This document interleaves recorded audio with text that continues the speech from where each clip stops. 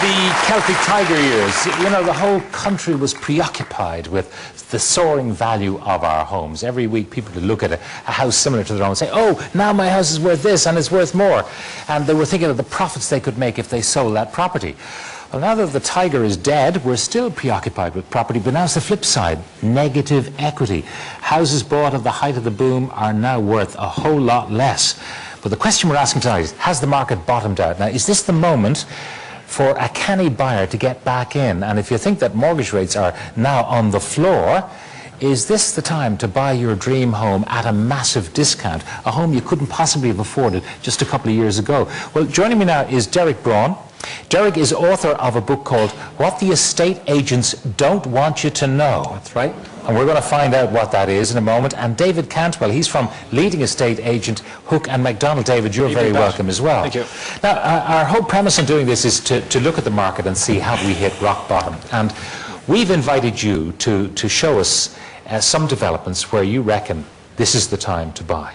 You've looked for bargains. Yeah, no, that's true, Pat. The prices are down substantially. Residential, the overall market is probably down at this stage by about 40%. 40%. Has it bottomed out? In my opinion, yes, Pat. Yes, it has. And certainly what we're seeing on the ground is, we are seeing now vendors coming forward, obviously with properties at good value, and we're seeing obviously purchases coming forward, at the weekends and actually buying again. Now, we haven't seen this for, several months, probably. What is actually selling? Is it all new stuff that's selling? Well, obviously the firm that I'm in, Pat, we specialise obviously in new homes. But what's the word on the market? Is it all new stuff? I've been talking to my colleagues in a lot of the second-hand, the likes of Sherry Fitzgerald, who I do a lot of business with, talking to them today, and they're finding the exact same thing, that with prices down, the public are actually, voting with their feet. Priced to sell, as they say. Priced to sell, Pat, yeah. All right, Derek. Yes. This is something that David is saying as an estate agent, but you're going to tell us the stuff that he does not want us to know. What is that stuff? Are you mad, Pat? Prices are still 30% overvalued. 30% overvalued? Look at the news this week. Jobs, right? Higher jobless, lower home values. Three reasons why. Less money for mortgages, fewer first-time buyers, because it's not just homeowners that get made redundant, it's renters as well. And you have two incomes in this country to pay a mortgage, and if one person loses their income, there could be a forced seller into a falling market. And sadly, that will mean possibly repossessions. But fortunately, the government has a moratorium on that for 12 months. It just delays the problem. It doesn't solve it. All right, so what is it that he doesn't want us to know? Well, he doesn't want you to know that we're still building too much, the prices were too high, that from 2002 till 2007, the peak, it was a false market. It wasn't real. Okay, you've got some examples, though. You can't look, Pat, sorry, you can't look at property in a 2-year view. You have to look at it on a 20-year view. Yeah, but we'll talk about negative equity, because really, if you take a 20-year view, negative equity may not be such a problem. But anyway, David. Obviously, just one point before we go on to these examples. In any transaction, there obviously has to be a buyer and a seller. You can't get a sale without both. And it's interesting to note that certainly on the second-hand side, the amount of properties being brought forward is down by about 50% on what it would have been in previous years. So that obviously is showing us that the supply isn't as strong as it was. No, hang on a second. That could mean that people saying, I'm not selling at that price, so I'm going to stay put. It's the same thing, Pat. You don't sell second-hand homes, you sell new homes. And I've been talking to obviously a lot of colleagues that I'd have, Derek, but in that particular, and just the other point you made, and it obviously is a valid point, that obviously in the past we certainly have been probably building too many units. That has certainly corrected. Like, there is no construction boom going on. How is it corrected? We're still building 650 new homes a week. Daily stockbrokers reckon we're selling 150. Yeah, we're still adding to the mountain of unsold new homes. That's a fact. And you can go to the Department of Environment's website and check it out for yourself. There hasn't been a new home start, Derek, in the greater Dublin area and probably for the overall country in the last January, year. February, 5,300 homes were completed, and that's based on ESB meter connections. And you can go to environ.ie and you can get the facts, and it's free. Derek, just to check this out, though, I mean, what Dave was talking about is starts. I mean, we have stopped starting to build. Yeah? Absolutely. And next year, I estimate there'll only be 15,000 new homes built in this country, which is a good thing because we stop digging ourselves into a bigger hole. First rule of holes is when you're in one, Pat, stop digging. We were building 1,000 homes a week last year. We weren't selling them. All right. So I want to have a look, though, at the market. Let's have a look at the market. You can comment on these, Derek, as well. Sure. The first one, let's have a look at this picture here. It's the waterways in Ashtown. Yeah, this is a scheme, obviously not being done by myself, Pat, but a firm, Savills, are doing this one, and those prices are down by about over 40%. All right. For a one-bedroom apartment, the asking price originally was 285,000 for one bedroom. Now the asking price is 159. Correct. Now that's 130 grand off the asking price And of 285. they sold, Pat, 60 units. But that assumes, Pat, the first price was real. It wasn't. All right, but what we're saying is, do you think that's good value at that price? No. How much would that... Because if you look, Pat, over the last 20 years, house prices have averaged 4 times salaries. They've gone from 10.5 down to about 8 times, and banks are only lending 4. And it doesn't matter what price these are because they're going to fall further. Okay, hang a second. Say you're on 40 grand a year. Yeah. All right, you could afford that. Yeah. A one-bedroom apartment, 4 times salary would be Just 160. about. I know a girl from Kilkenny who used to work actually for this estate agent Savile. She works for a different one now. And 3 weeks ago, she went down to Kilkenny and asked her bank, Bank of Ireland, for a mortgage. She earns 38,000 a year, which is a little bit around the average industrial wage. She was offered a mortgage of 164 grand. She said, I can't buy anything. She can go to Dublin 15, but she works over in the south side. She doesn't want to commute across that way. She doesn't want a one-bedroom. She'd like to get maybe a two-bedroom. And this girl is 31 years of age.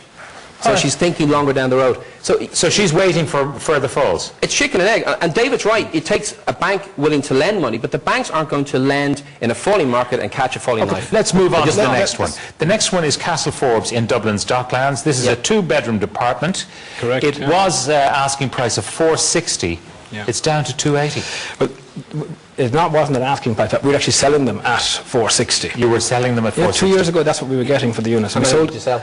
We would have sold, Derek, probably well over 100 on that particular job at those kind of prices. So you're putting all the other people now in the block into negative equity? No, I'm not, Derek. All I'm doing tonight is just reporting. You put the other people into negative equity. Okay. Well, now, hang on a second. Can I ask you, Derek? Yeah. I mean, I don't know the block itself. Yeah, I know. It's an Carroll development. Yeah. 280 down in Docklands at the centre of Dublin sounds to me like, okay value. Yeah? Next year it'll be 220. You reckon? That'll be 180. Yeah, absolutely.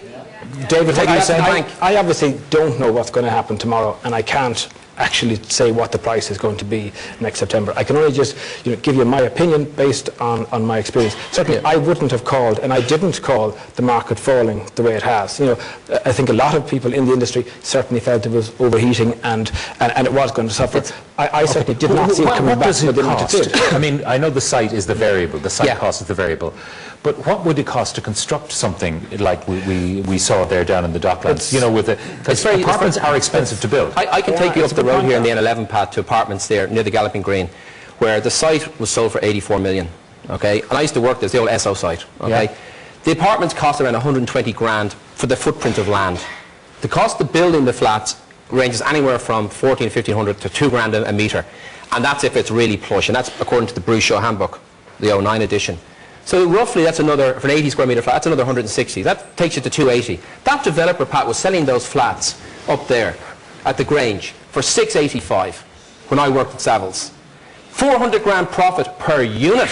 You guys don't understand. They're not making 15 grand profit a flat. They're making 400 grand profit, which is why they can cut them now by 150 grand, no problem. I suppose why will they sell them to NAMA at 70 or 80 cents on the euro? They'll still make money. What I'm here for today really is actually just to report on what is currently happening in the market. Let's have a look at houses now. We had a look at a couple of apartments. This is Stockingwood in Rathfarnham. Original asking price 690. Down to 415,000. Again, it's very handsome-looking houses in a good location. And they are good value at that, Pat. And what do you think, Derek? I got an email actually on Wednesday from a guy who works for a big American multinational, not a million miles away from that. And he's actually looking to buy, and he put an offer in on a development. It was another Glencairn development, a 4-bedroom townhouse, 1,800 square foot, end of terrace.